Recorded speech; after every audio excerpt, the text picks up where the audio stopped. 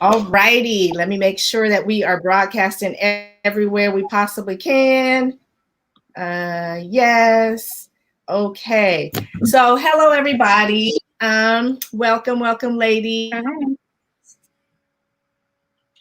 Thank I you. see we've got Anita from Pittsburgh, Pennsylvania, and we've got Tanya. You in Oklahoma?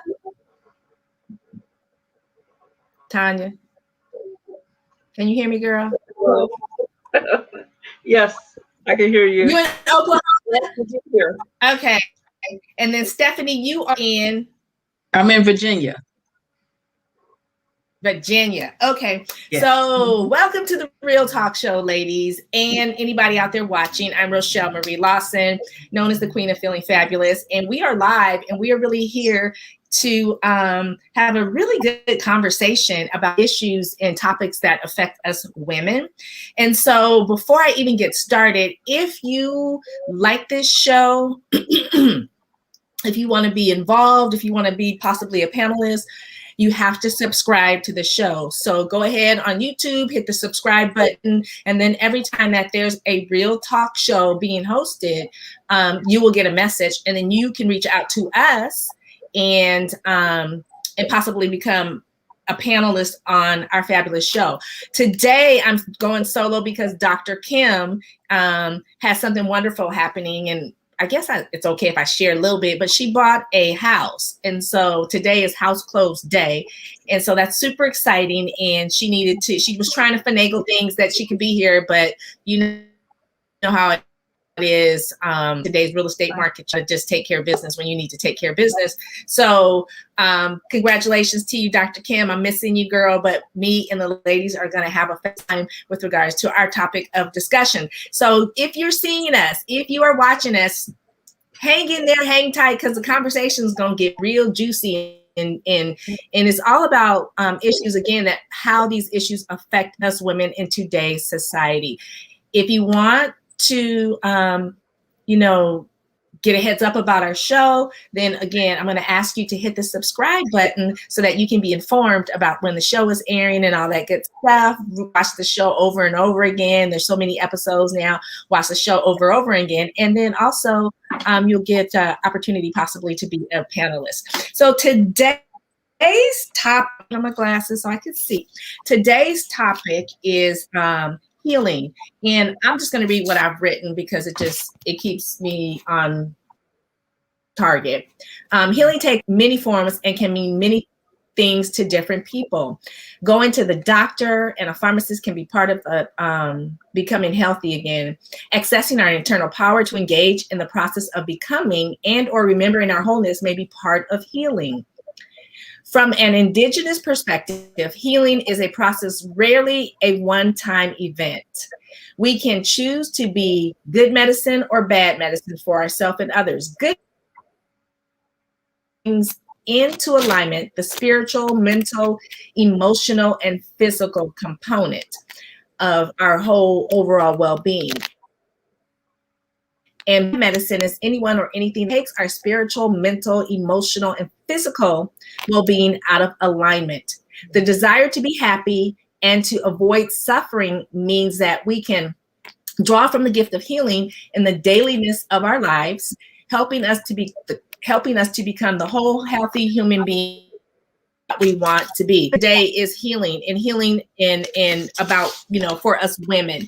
So before we even get started, I would like each of the ladies present with me on a panelist this evening to share who they are, where they're from, and a little bit about themselves. So Tanya, why don't you go?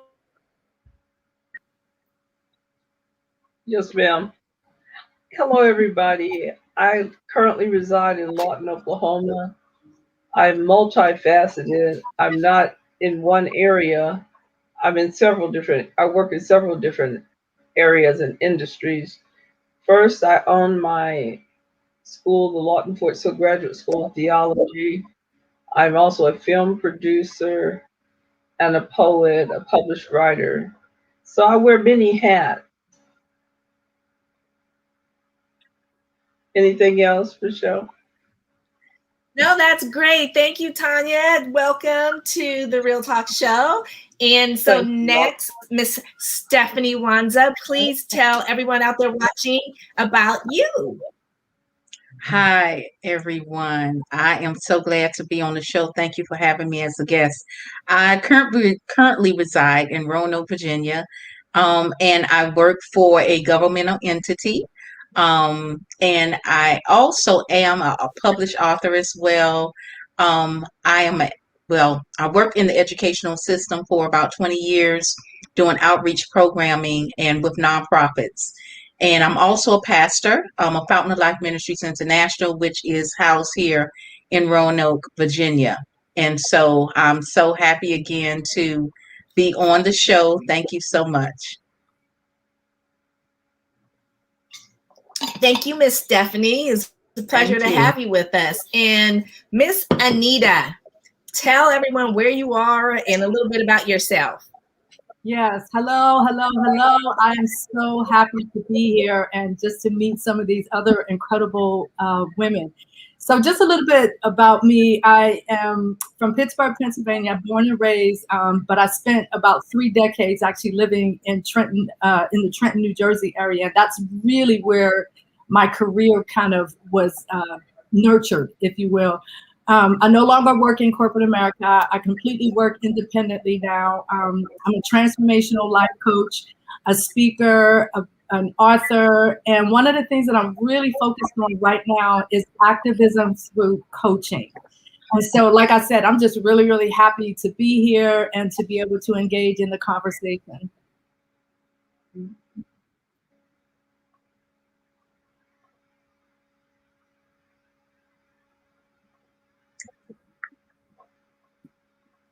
Thank you for joining us. Thank you, Anita, for sharing where you're from, what you do. I appreciate it, and so will the people watching. All right, let's get into the conversation. I'm trying to be so like, well, I'm just gonna be me. So let's get into the conversation. So the first question I want to ask you, ladies, with regards to our topic of healing, is what are your concerns about the health care system and the way the healthcare system deals with women when they present an issue? What are your concerns about that in today's society? Let's go ahead and start with you, Tanya. Yes, well, one concern is that they take us seriously. A lot of times they don't. They think we're imagining things. But I see a change in that actually because I just recently had a heart scare myself near Labor Day. Was it Labor? Yes. No, Labor Day. I believe it was.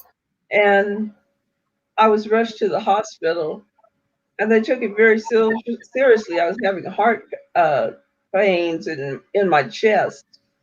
And they were very sharp, and I felt like I was having a heart attack. So they did hospitalize me, and they did go in and do an angioplasty, and they saw that my arteries were blocked. But when they got in, they didn't have to put in a stent after all. So I see that the trend is changing where they're starting to really be more concerned when we talk and when we speak as women. In some instances, I don't know about all across America or nationwide or internationally, but I know this time they took my situation seriously, and I'm so happy that they did because they were able to open up my arteries by just spraying some nitroglycerin on it, and it opened back up. But one of the things is sometimes we're not taken seriously.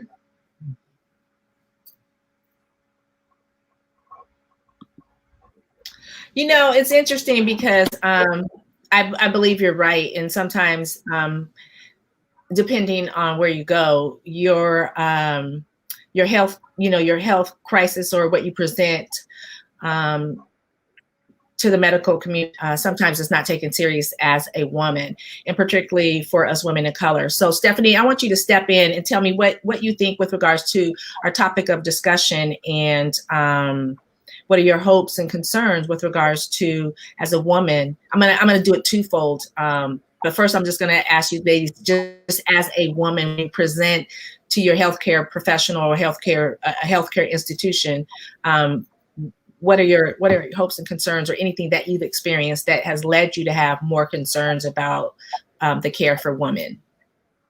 Yes, thank you so much. It's very interesting that we're speaking on this topic. Since I have relocated to this area, this region, I have just found a female doctor who I am comfortable with. I have had some very, very disappointing experiences with healthcare since I've been here. And so also I had a few in Atlanta where I relocated from.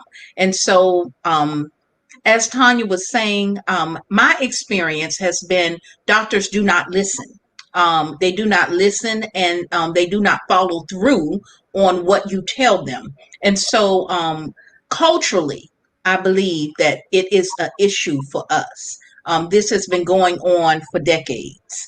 And so this is an issue as African Americans, and especially Indigenous individuals. We need to discuss, and we need to have an agenda to remedy, because it's very serious. I am a student, and I'm working with some of my colleagues to actually do an article on this very thing, on how African Americans have been treated during this COVID crisis, and how COVID has impacted our communities um, compared to how it's impacted other communities. And so this is a very, very serious topic, and it's not only here, it's globally. We see that we as African people, as people of color, usually are at the bottom of the rung when it comes to healthcare. And so this is not only a national issue, but it is a global issue that we all need to deal with. Yes, ma'am. Thank you. Thank you for sharing. Anita, tell me, what are your thoughts or your concerns and hopes with regards to, when you present to a healthcare professional or an institution, any experiences or anything that you want to share with us? Mm-hmm. Absolutely. I can share with you sort of my history of becoming hypertensive and having high blood pressure. So for the most part, I have traditionally, if you will, had a very low, sort of in that super normal range of blood pressure. So when I was much younger, whenever I would go to the doctor, it was almost guaranteed that my blood pressure would be 90/60 for years, decades, 90/60. And then one day I went to my doctor. This is a doctor that I had been going to for years, but I had the fortune of not really having any major medical concerns or issues or anything like that. So I basically went to him for routine medical care. And so the one time when I went and and he told me what my blood pressure was. And so for me, it was shocking to hear that my blood pressure was like 140/90 or whatever. I remember the number 140, that it being that high. But the thing that I found remarkable is that my doctor didn't necessarily see that as any type of alarm. So in my mind, I'm thinking, I have had just sort of this standard, very stable blood pressure for decades. Nothing about my life at that time had really changed. My diet was basically the same. So there wasn't anything. And so the issue that I had was trying to connect what I'm currently getting with what my past. So in my mind, it's like something changed, something is happening. I don't know what it is. But the thing that struck me is that my doctor wasn't necessarily interested in figuring out why or what that shift was or what that change was. He just basically said, we'll just monitor it for, a while and see how it goes and that sort of thing. And I was never prescribed medication under his care. I do now take blood pressure medication, but one of the things that I explored on my own was this issue of hypertension in women. And one of the things that I came to realize is that there's a connection between menopause, when women go through menopause, and hypertension. My doctor never mentioned that to me, but when I specifically looked for that, I found research that said, yes, there is a connection. So that said to me, just looking at me, not necessarily from an African-American perspective, but just looking at me from the perspective of a woman who was in menopause at the time when I got this reading, and my doctor never connected those dots together. And it took me kind of doing my own research years later, actually, to kind of connect the dots. And so now I do take blood pressure medication. It's monitored and managed very well at this point. So I just kind of look at that as one of those specific examples where a doctor, to Tanya and Stephanie's point, aren't really listening to us, or they're just sort of shrugging it off. Oh, it's just some female thing, not to worry about it or whatever. So just keep it moving. Just do what I tell you to do. And that's pretty much it. So that is just one experience that I've had. Interesting. Now, when you had that first blood, because one blood pressure reading of 140/90 doesn't indicate that you have high blood pressure. Right, it's just one reading. So how many times did you go back to the physician where your blood pressure was 140/90 or greater before they made a diagnosis? Right. So from that point, my blood pressure never went back down below 140. So instead of it being at 90/60, it kind of stayed in that like 137, 145 kind of range. And it wasn't until I switched doctors and went through, I had a really bad experience, and my blood pressure just went crazy in this one particular experience. But the doctor that I had at that point, she took a very different approach and ended up, we had to go through multiple iterations trying to figure out what is the best combination for me. But the point is, she did that. And she went through, okay, this didn't work for you. Let me see what we can do. Let's try something different. And now I'm in a place where my blood pressure is maintained at a very stable level at this point. So, yeah. Great. So, me being a healthcare professional, I have had many people come in when I was in clinical practice, and for one, giving the doctors some I don't know, leeway, so to speak, but you come in for your visit, the medical assistant does your vital signs, and the doctor sees that, and they have 15, maybe 20 minutes with you for your annual visit. And there's a lot, or two, if every year or whatever, right? So, if they see a reading, generally what they do, because one reading doesn't indicate anything on anybody, it could be just that moment in time. You could have rushed in from the parking lot or whatever. And before you had time to really get your body back together, so to speak, you got called in. So you're rushing in again. And then of course your heart is racing. So of course you're going to have some, elevated reading, so to speak. And sometimes I wish they would let people sit for a while before they call them in, but they're on the clock, so to speak. So, it's interesting. My problem is that they don't have a lot of time. So if you're not a chronically ill person, they don't know you because they don't see you, for one. Two, most people, and I found, believe it or not, it's kind of across the board, but most people don't ask questions. They just take definitive answer of what the doctor says. Particularly African-American men and women do not ask questions, and they will leave confused of not knowing why whatever is going on, because they don't ask questions. And so because they lead with confusion to begin with, then trying to manage an issue that is now a new condition for them, it's confusing to them, right? So there's a lot of variables, and we know there's a disparity in healthcare with regards to people of color and people of non-color. I think some of that is in part because people of non-color ask questions and they're assertive with their care. Not all of them, but a lot of them are very assertive. Again, physicians only get so much time.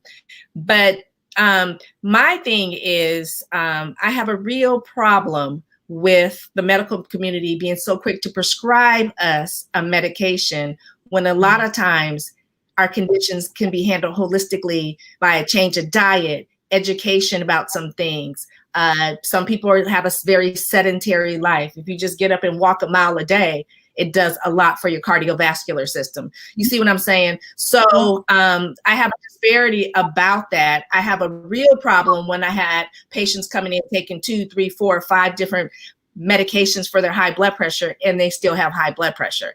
And them not being assertive enough about, why am I on a second high blood pressure medication and I still have high blood pressure? Why am I taking 5 medications for my blood pressure and I'm still having high blood pressure? You see what I'm saying? So there is a disparity for sure. But I think in order for us to level some of that playing field, we need to be assertive about our care, and we need to ask questions, and we need to not leave the physician's office confused. They have time. They will make time. If they're running behind, oh, well, they're running behind. But you need to make sure that you're the number one priority when you are in front of that physician, male, female, white, black, Asian, whatever. You're the number one priority when you're in front of that physician, because literally what they do is they go in, right before they go in, they look at what you, get a quick scan, and then they're in, oh, hi, Mrs. Russell, how are you? You know, and acting like they know you, but they really don't. So anybody watching this, don't leave the physician's office if you don't have clarity about what it is they're treating you for and why they are doing the things that they're doing. It's their duty, their responsibility, the medical Hippocratic oath, that they explain to you exactly what's going on with you and why they're prescribing these certain types of medication. Okay, so that's one thing. We all saw, I don't know if we all saw, but I saw, with regards to COVID, the African-American physician, bless her heart, and may she rest in peace, but the African-American physician that is a doctor that was in the hospital for COVID, and when she was reiterating her symptoms and what was going on with her, they were blowing her off. The poor lady ended up, as we say, she ended up crumping very quickly, and she ended up dying because no one took her seriously because she was a Black woman. And I have a problem with that. Color should never be in play when it comes to healthcare, but it is. And that's something that everybody needs to be aware of, not only Black women, Latinos, Asian, but white women as well. So everybody needs to be really, really, really proactive when it comes to their health and well-being, because if you're not, ain't nobody else gonna do it for you. So my concerns is that as women, we we're the, I don't know the right word, but with our children, we're the guides, we're the teachers of our children. And if we are not telling our children that they need to be as assertive as I want you all to be with their health care, then it's a generational thing that gets passed on. Or, hey, even some African-American, you women know that back in the day, if a grandmother had an issue or your mama had an issue, it could be just something simple. Menopause, every woman goes through that. Most every woman goes through that, but they wouldn't talk about it. You know what I'm saying? We got to stop keeping things in the closet and open up. For instance, my maternal grandmother, my maternal great grandmother died of cervical cancer. When I asked, and here I am a nurse, when I asked, nobody wanted, my grandmother wouldn't want it. They were real secretive about everything. And my mom didn't really know because no one ever told her. So it's like, these are things that we need to know and information that we need to pass on to our children so they can know that they're possibly genetically predisposed to certain conditions. My father died of congestive heart failure. His dad died of congestive heart failure. That's something I need to be aware of. And that's something I've let my children know as well, because it's something that we're genetically predisposed. If you have a little bit of knowledge, it goes a long way. And so this is very near and dear to me, particularly for a woman of color, because we are discounted so much. That physician, when she was chronicling her thing with COVID, she was complaining and they were blowing her off. And here she's a physician, so all they saw was a Black woman complaining, and oh, she ain't that bad. They're blowing, she's complaining, she talking, she ain't that bad. When she couldn't talk and they had to intubate her, then they realized, oh, okay, we probably should have listened. It should never have gotten to that point. But that's just one story in thousands that happens every day. So if I had if I had a magic wand, I would make everybody just, super, super on top of it with their health and well-being, but I don't. So this is why we bring these type of these type of issues to the show, so that we can talk about it and educate those that might watch now or later, and understand that you're not being bitchy or complaining or whatever. If you have real bona fide things and questions and you're confused, or you want to know, or you have something that's going on with you that's not right, don't let them tell you that it's all in your mind. You keep pushing and fighting and doing research so that you can educate yourself, so that when you go into the physician, you can talk to them in an educated manner and not let them brush you off or push off your signs and symptoms or your concern like it's nothing.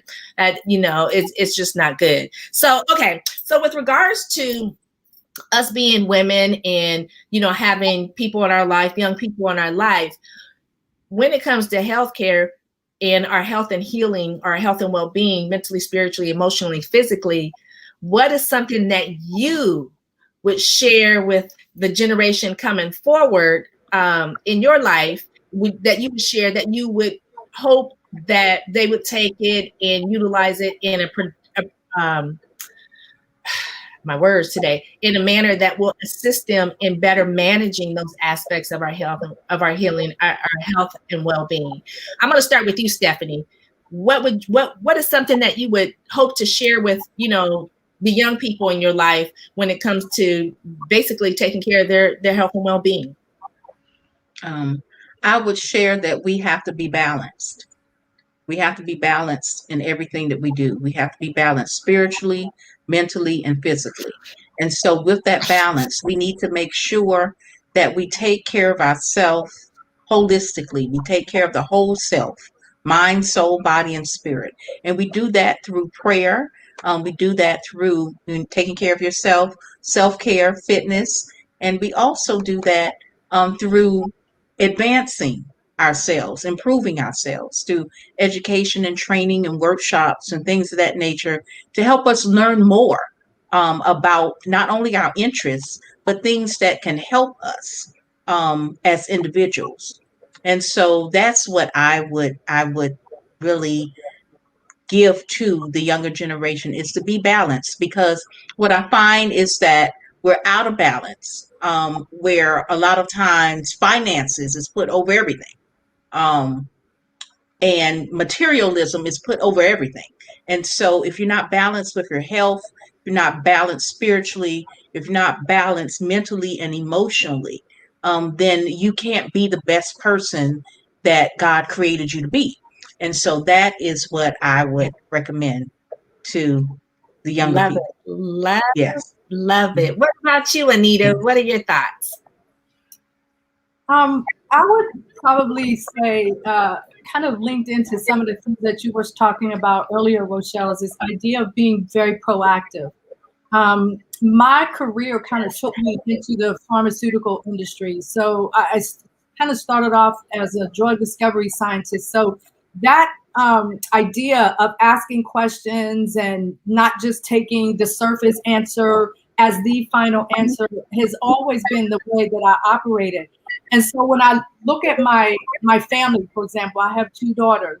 One of the things that I've tried to impart upon them is just being aware of where your body is, and knowing your body, particularly as a woman, knowing what kind of products to use for your body, what kind of products you should not use for your body, and just really being proactive in those multiple dimensions that Stephanie kind of mentioned. I look at it mind, body, and spirit. You have to have those 3 things kind of integrated together, because if you find yourself in a situation where you're taking care of your physical body, but you're not taking care of your mental health, your emotional health, you're not taking care of your spiritual health, something is out of whack. So the idea is trying to keep all of those things in flow, so that when one area gets compromised, you know the things that you have to do in order to bring everything back into that right flow.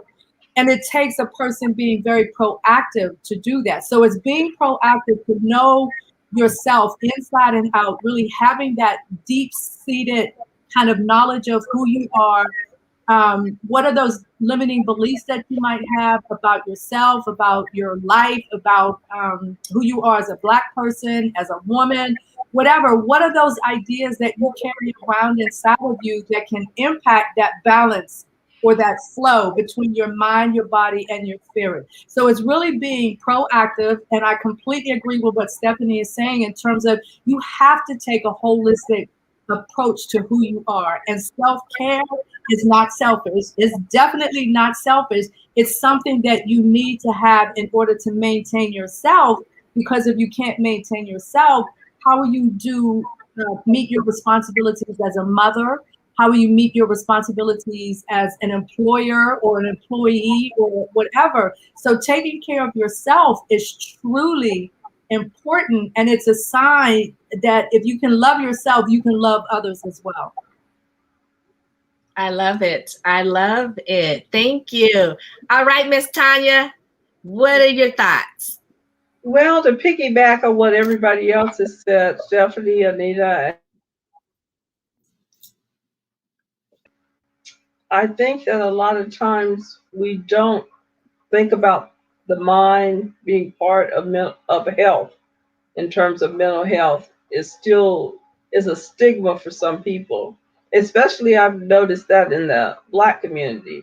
We don't want to seek psychological treatment because the old adage is that you're crazy or somehow weak if you seek psychological help.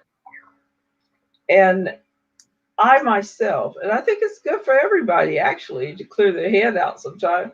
I've sought psychological help, and I think that it really helped me for the better to discuss some issues that I needed to address in my life.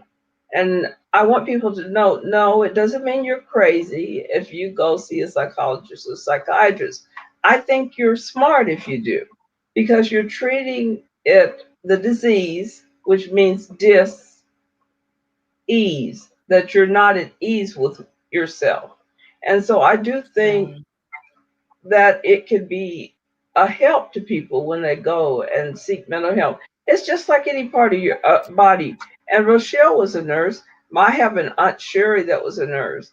And when she told me that I needed to seek help, my mind was in the thing, who's going to find out? They're going to think I'm crazy. They're going to think I'm weak and all of that. But when I decided to go on my own, not because I was being encouraged or pushed, I thought, I see that this can help me. And it doesn't mean that I'm crazy. And so I want our people to take another look at mental health, because sometimes our loved ones may be crying out to us, and some may be suicidal or some may commit suicide when all they needed was a listening ear and some help and direction. Oh, I love that. I love it. That's so true. Thank you. Thank you for touching on that, because that is a real big thing in the African American community or Black community, that if you go to seek help at, say, a psychiatrist or a psychologist, girl, you crazy, right? It's a stigma behind it, but we as a culture need to remove that stigma, because sometimes what you need to get out of you to get your mental health back into a balanced state, it's difficult to talk to people will judge you, or like you said, you're weak or whatever. And when you go to talk to a professional therapist, their job is to help guide you through the process. And they're a listening ear. They don't know you really. They don't know your family. They can't get to know you. But you know what I'm saying? It's a lot easier sometimes to get that stuff that's causing the imbalance up here out with someone you don't know in a clinical setting. So it is not by any means weakness. It's not a sign of weakness. You're not crazy. You're actually, like Tanya said, doing a very good thing. And I think sometimes people they forget about that. And I liked what Anita said, and as well as Stephanie, with regards to, you got to put yourself first. And I've been preaching this for the 30 plus years that I've been a nurse. If you don't put yourself first, you run out of time at the end of the day. And then you're like, oh, I'll do that tomorrow. I'll take that bath tomorrow. Sometimes just taking a 5-minute bath just to relax your mind before you get into bed. 1, it'll help you sleep a lot better. 2, it'll release some stress. 3, you get some detoxification going on, and it feels good, right? But you'll be, I gotta get, I ain't got time. I do that tomorrow. Well, tomorrow never comes, right? Because you run out of time at the end of the day. So you have to make yourself a priority, and you have to put yourself first. It's not being selfish. It's the most self-serving thing that you can do for those that you love and care about, to put yourself first, because then you're in a capacity, in a balanced state somewhat, to do and love and take care of them as they need you to be, right? If you're not taking care of yourself, you're not in that 100% spot or place to be able to take care of others or to help or assist others with their health and well-being. So wonderfully, wonderfully said. Now I want to ask you ladies with regards to healing, because a lot of people have, some thoughts about healing. With regards to healing, what does healing mean to you? And what does being healthy mean to you? And, we have these things we see in the media where being healthy, half of them don't look healthy. That's all I'm saying. So what does healing mean to you, and what does healthy mean to you? And let's go ahead and start with you, Tanya. Tanya, what are your thoughts? Tell us, what does healing mean to you? Well, healing means the whole person to me. You can't be healed and at ease with your mind and your body if you're not at ease in both areas. You have to be at ease with the whole man. The Bible talks about putting on the whole armor of God. We have to put on the whole armor of God and heal our mind. And sometimes which is sometimes impacting the body, because we are so negatively prone to think negative things sometimes in our society. It actually can create ulcers and too stressed out, heart attacks, and all sorts of diseases. And so I do think that it's good to deal with all issues, whether it be mental or physical. And as Stephanie and Anita has said, and I first heard it at Oral Roberts University, you have to be healed in mind, body, and spirit. Mm-hmm. Can't have one without the other. Exactly. I agree with you very much. What about you, Miss Anita? Well, she hit the nail right on the head with the mind, body, spirit, because healing truly is a process. And I'm sure you all remember that saying, time heals all wounds, but that doesn't necessarily give you the complete picture. So when I think about healing in that mind, body, spirit modality, I think about it from the standpoint of truth, reconciliation, and healing layered on top of time. And so I look at it from the standpoint of, so for example, if you remember when the anti-apartheid movement, and one of the things that Nelson Mandela and, the nation and everything was, they went through this truth and reconciliation process for the purpose of healing the nation. Mm-hmm. And I think you can apply that same concept to you as an individual. So for example, under apartheid, people experienced a lot of trauma, like over the course of years and decades and all of that. So going through that truth reconciliation process is what helped to kind of usher in that healing process. And all of that happened over the course of time. It happens exactly the same way with us as an individual. When you experience something traumatic, for example, myself, I experienced the death of my sister when I was very young. I was 5 years old. She was 3 years old. I witnessed the entire accident, and it put me in an altered state. I'll put it like that. Altered emotionally, but it wasn't until I was an adult, when I was in my 40s, when I really began to realize how my life at that time in my 40s was still being impacted by some of the emotional baggage like guilt and that trauma that just became a part of my being. And so at that time period, was the first time I ever went to counseling, because it was also, that experience was something that I never talked about. Like you were saying earlier about how people didn't talk. I never talked about the experience of losing my sister. My mother and I were the two people that were really connected to that incident. My mother and I never talked about that. Never, until she was in 2017 was the first. This happened in 1962, and 2017 was the first time my mother and I ever talked about what that day was like, both of us. So it took truth. It took us both being. My mother at the time was she was in that end of life phase, so she was really starting to open up and share some things that I myself and my brothers, that we had never heard her talk about. So that truth and that reconciliation process, I look at it like, had she gone through that in an earlier stage in her life, where she and I maybe would have had the chance to talk about that, there may have been some differences in our relationship along the way. And so I look at it from that standpoint, is you have to be willing to be honest with yourself, people in your circle, your relationship circle, people that you may share traumatic experiences with. You have to get to that point where you can both be, all of you can be truthful, you can be honest, you can be transparent about whatever that situation may have been, because it impacts people in completely different kinds of ways. Right? Right. And so being able to look at that truth, and then being able to reconcile that truth with where you are right now. So when I was in my 40s, I had to reconcile the truth of what I had experienced when I was a child, in order for me to be able to move beyond that and become the person that I was destined to be beyond that trauma. So to me, it's the truth, it's the reconciliation, it's the healing that all happens over the process of time. You know, it's interesting because you're saying that, you know, something happened to you at 5 and no one ever talks about it again. And you didn't realize that you were holding this in for 35 plus years until all of a sudden it sprang up and you're like, okay, now I need to deal with it.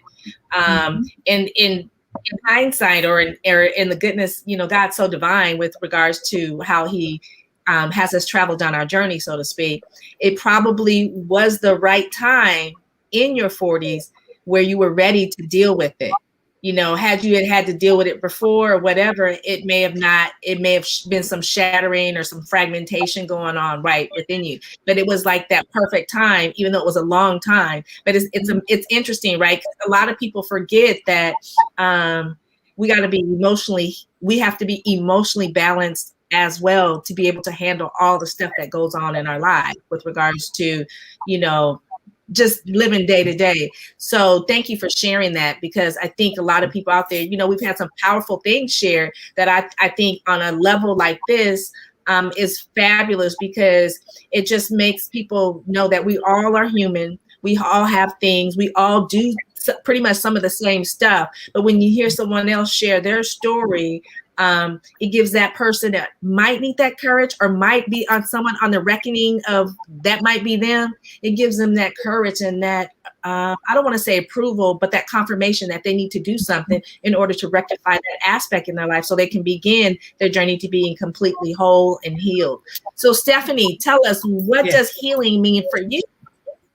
Healing means wholeness and peace.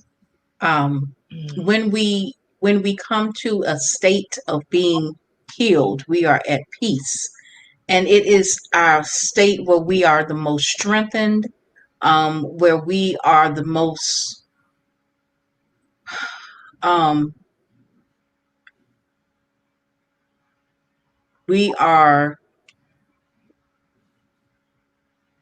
loved.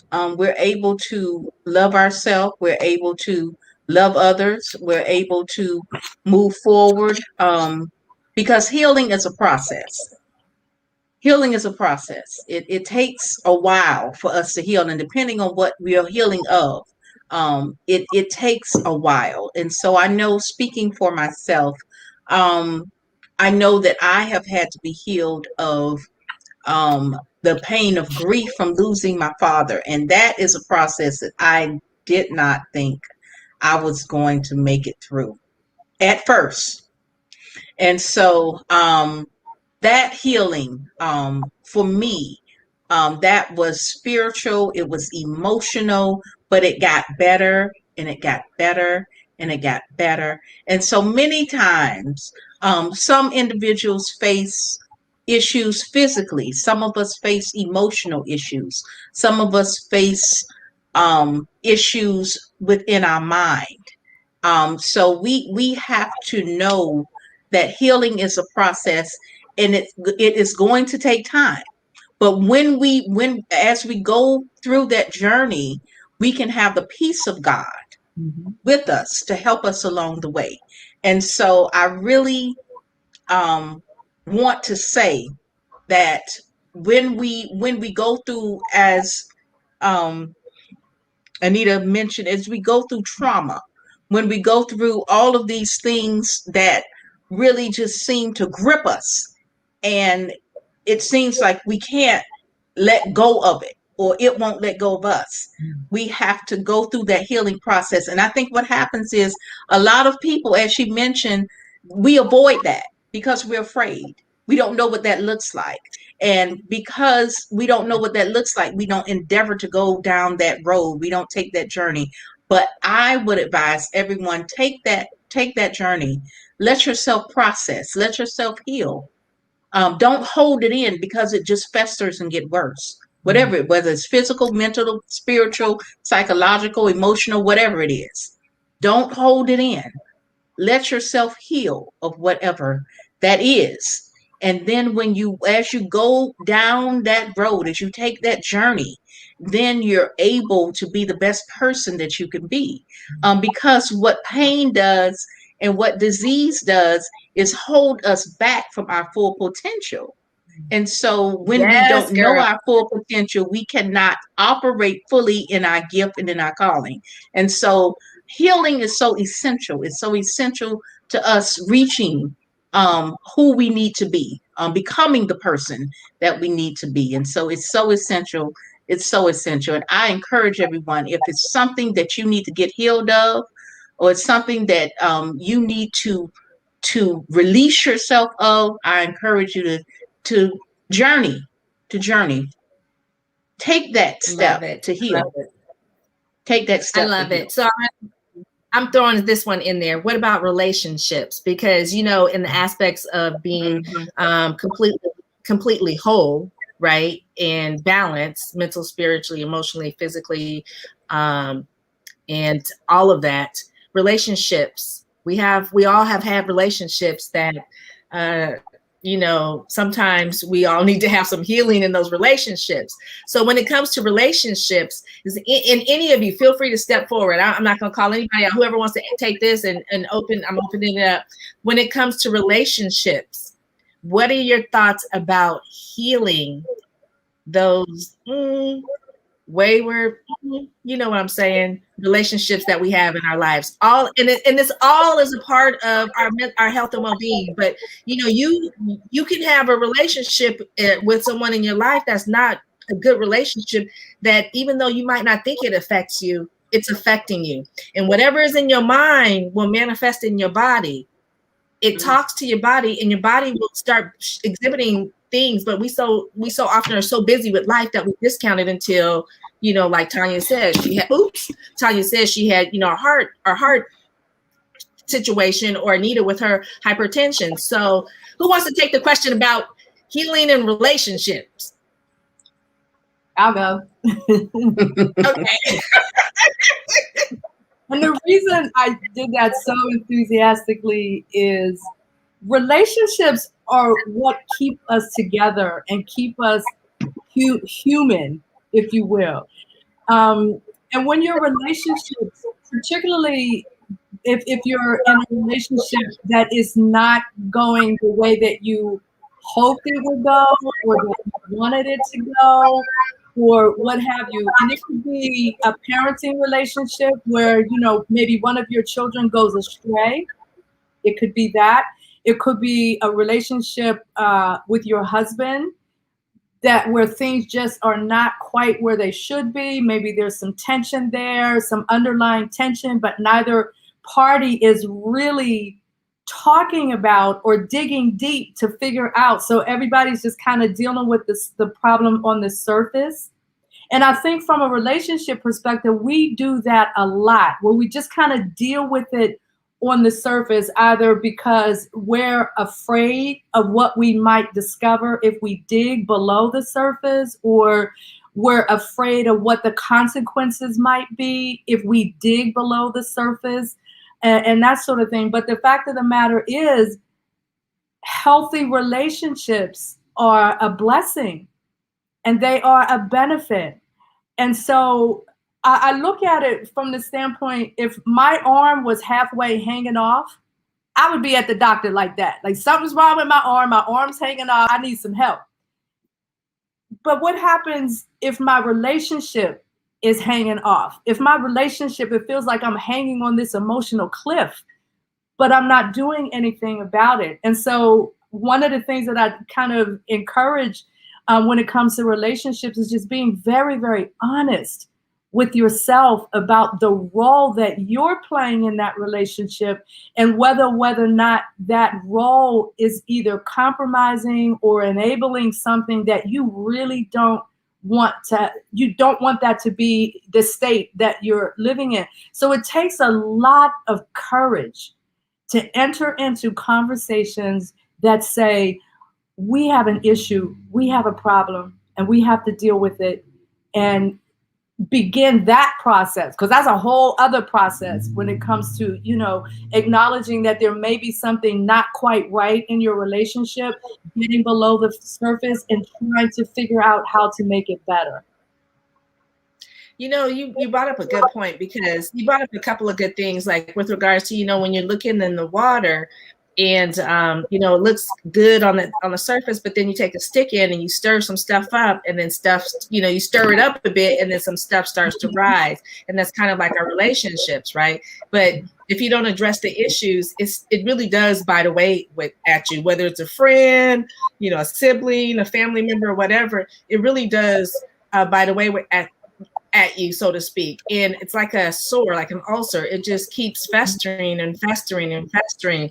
And not saying that if you address the issue, it's going to all be loving and good and all of that. But if you address the issue with the person that you might be having a relationship challenge with, and this goes, professional, family, whatever, employee, employer, whatever, when you address the issue, at least you get it out of you, and then you can start opening the gateway for healing, whether you continue to try to work on that relationship or you decide to do something different. It gives you that space and that comfort that now you can move forward. Until you address that issue in that relationship, you can never move forward in that space and comfort. You can move forward, but it's always going to be that sore that's just biting at you. And every time you see that person, it's just going to spring up. It's, so I love that, because it is definitely something that is part of our whole aspect of being healthy and well. And it's something that is really not talked about. I mean, I know we all have people in our lives that, we've had some relationship issues with, and you either talked about it, like, you put your big girl panties on and you talked about it, or you didn't talk about it and it's still kind of festering, and it's going to come up in another aspect of your journey, but it's going to come back, and it may not come back with that person. It'll show up in somebody else, because that's just a lesson. That God is so beautiful. Like, if we don't learn from the first lesson, he keeps bringing them back. They don't come back the same way, but they come back with the same kind of feeling. And it's until we work through that we can move forward without that challenge reappearing as, something else. So thank you for talking about that. Now, when it comes to our communities, what would you ladies say with regards to having a healing or healthy community? Because, I'm pretty sure we're all about the same age or in the same age range. When I was growing up, it was truly a village raised the children. You know what I'm saying? So if we was down the street being bad baby kids, if Mrs. Jones had to come out her house and talk to us, okay, but if she came out a second time and had to talk to us, then we know she was going to tell my mother, my grandmother, my aunt, somebody in the family, you was going to be in trouble. Or they even had the permission to tan your hide a little bit, right? But it was all about looking out for the community and looking out for the children, because, you know, it takes a village to raise a children. And we've gotten so far away from that. The result of what happens today in our society is a result of, you know, of that, so to speak. So what would you ladies say with regards to having a healthy community as well as having healing within our community? And we all saw a lot of that going on, that there's a lot of healing that needs to take place in our nation. We saw a lot of that in 2020. So tell me, ladies, anybody, feel free to jump in on that one. I'll go ahead and speak to that one. I know that we have to heal as a community. Our community has been through so much turmoil on top of a pandemic. We have had police shootings, one after the other, and we've had so many things to happen in our community, issues with school shootings, and so our youth passing away, untimely deaths, all of these things that have taken place and that have literally taken the life out of many of us. And so we really need to heal as a community. Many of our family members in our community have been impacted by COVID. I don't know of anyone who doesn't know of a person who hasn't either had COVID, been hospitalized because of COVID, or has passed because of COVID. And so because of all of these things, we need to heal. We need to heal as a people. And the way for us to heal is to reach to God and to reach to one another. And so many times, when we hear about all the things that's happening, it's good for us to gather and to be proactive. As Anita says, it's good for us to fight for our rights. It's good for us to move forward. And I found out something very interesting as I was doing a paper. In 1965, when the Civil Rights Act passed, there was prayer going forward from people who were Christian, who were Jewish, I think also people who were of the Islamic faith. They all prayed, and there was almost like a 24-hour prayer visual in order for that to happen. And so prayer is key.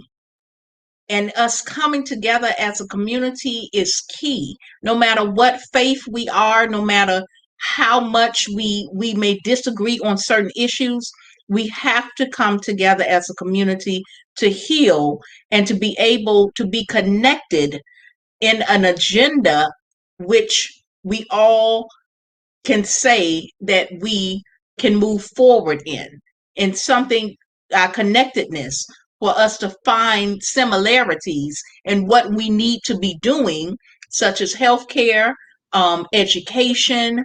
We need to be moving forward with job development and training. There are things that we need to address in our community that we can have together on one agenda, so that we can move forward and have our communities to be more vital, and we won't have to fight the issues in our community because of lack of healthcare, because of the lack of jobs, because of all these things that's going on, because of mental health issues.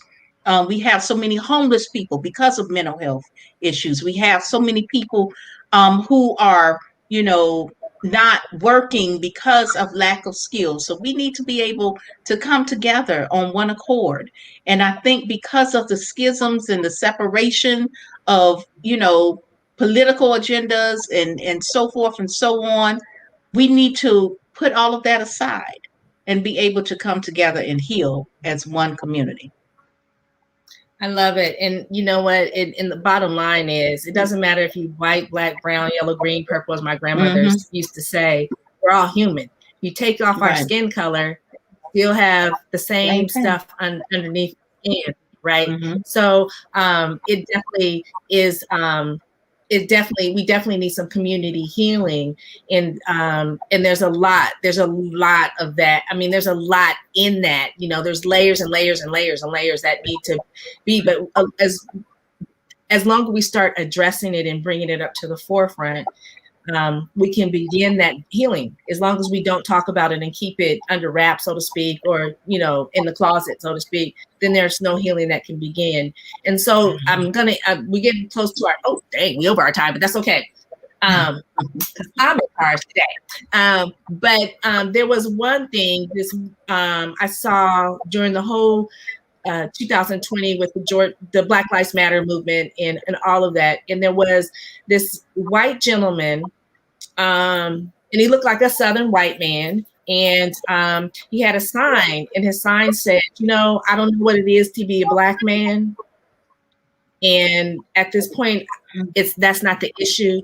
My issue is that I will walk with my Black brothers and sisters because I want to understand what they're going through, and I want to be able to support them in any way that I can. And so until I can walk and hold in hands with my brothers and sisters of the African American community, I can't truly understand the plight that they're going through, but I'm all down and I'm ready to do that. And I thought, wow, this is amazing, because he actually admits he's not us, right? He doesn't know what we're going through, but he's willing to learn so that he can understand, so that he can assist with the healing in the community on both sides. And so I just thought that was absolutely beautiful. And a lot of times when we're talking about health and well-being, we don't even talk about relationships, and we don't talk about our communities. And as women, I think it's our duty, our right, our privilege, but it's something that has been bestowed upon us because we are generally the caretakers in the family,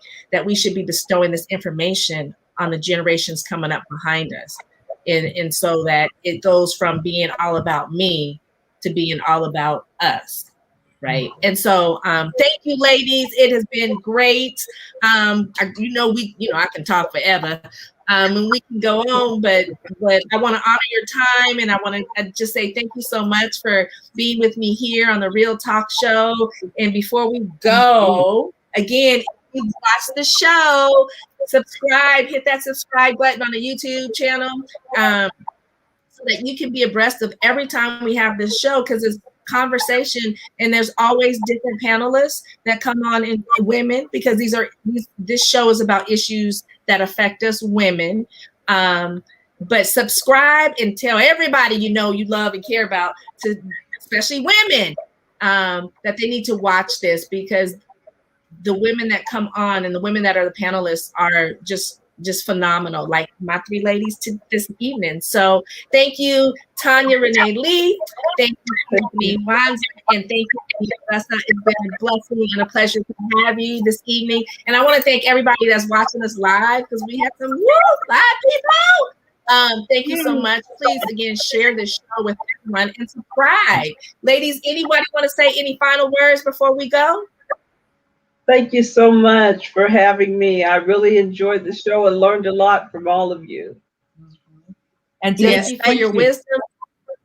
Thank you, ladies, for your wisdom. Thank you for having us. One of you guys, every one of you ladies dropped nuggets of gold, as I like to say, and many nuggets of gold. And I think anybody watching this show will get a great perspective of what we women need to do to help not only ourselves stay healthy and well and have healing within ourselves, but also healing with our relationships and our community. So thank you, ladies, so much. And until next time, I'm Rochelle Marie Lawson, the Queen of Feeling Fabulous. And normally I would have Dr. Kim with me, Dr. K.